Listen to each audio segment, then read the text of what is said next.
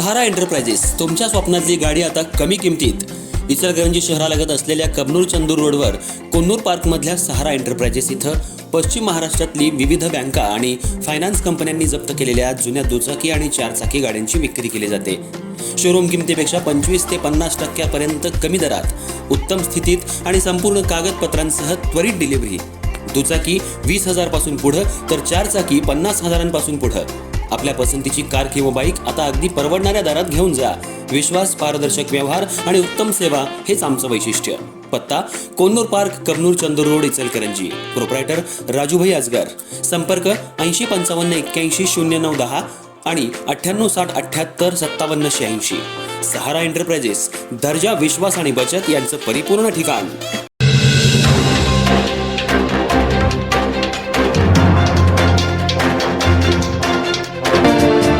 इचलकरंजी शहरात ज्येष्ठ अमावस्येनिमित्त श्री चौंडेश्वरी देवीचा वार्षिक उत्सव पारंपरिक पद्धतीनं आणि मोठ्या भक्तिभावात उत्साहपूर्ण वातावरणात संपन्न झाला.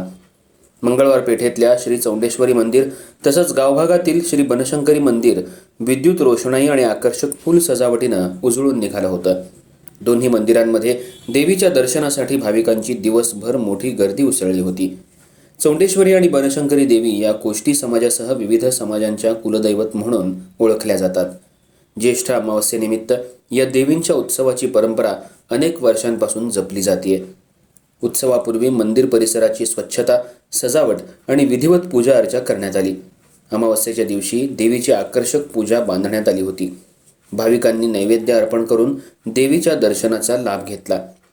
उत्सवातील प्रमुख आकर्षण ठरलेल्या चौंडेश्वरी देवीच्या मुखवटा मिरवणुकीनं शहरवासियांचं लक्ष वेधून घेतलं. शांतीनगर इथल्या शिवाजी फडके यांच्या गॅरेजपासून गेल्या 43 वर्षांपासून सुरू असलेल्या या परंपरेनुसार मिरवणुकीला प्रारंभ झाला. वेताळपेठ, गांधी कॅम्प, सरस्वती मार्केट आणि सुतारमळा चौक मार्गे ही मिरवणूक चौंडेश्वरी आणि बनशंकरी मंदिरात पोहोचली. त्यानंतर परीट गल्ली इथं मुखवट्याचं विसर्जन करण्यात आलं. मेहतर गल्लीतील मुखवटा ही साखरपे हॉस्पिटल रोड आणि मुख्य रस्त्यावरून मिरवणूक काढत चौंडेश्वरी मंदिरात दाखल झाला. या मुखवट्याचं यंदा 65वं वर्ष पूर्ण झाल्यानं भाविकांमध्ये विशेष उत्साह पाहायला मिळाला. मिरवणुकीत समाजबांधव, महिला, युवक तसंच बालचमू मोठ्या संख्येनं सहभागी झाले होते. समाजानं जपलेल्या या परंपरेमुळे उत्सवाला विशेष सांस्कृतिक महत्त्व प्राप्त झालं. देवांग समाजातर्फे सप्ताहभर भजन, कीर्तन आणि विविध धार्मिक कार्यक्रमांचं आयोजन करण्यात आलं होतं. तसंच मानाचा पालखी सोहळा चौंडेश्वरी मंदिरातून बनशंकरी मंदिरापर्यंत काढण्यात आला. हटकर कोष्टी समाज आणि श्री बनशंकरी ट्रस्टतर्फेही विविध धार्मिक उपक्रम राबवण्यात आले. देवीच्या जयघोषानं परिसर दुमदुमून गेला असून संपूर्ण वातावरण भक्ती, श्रद्धा आणि उत्साहानं भारावून गेलं होतं.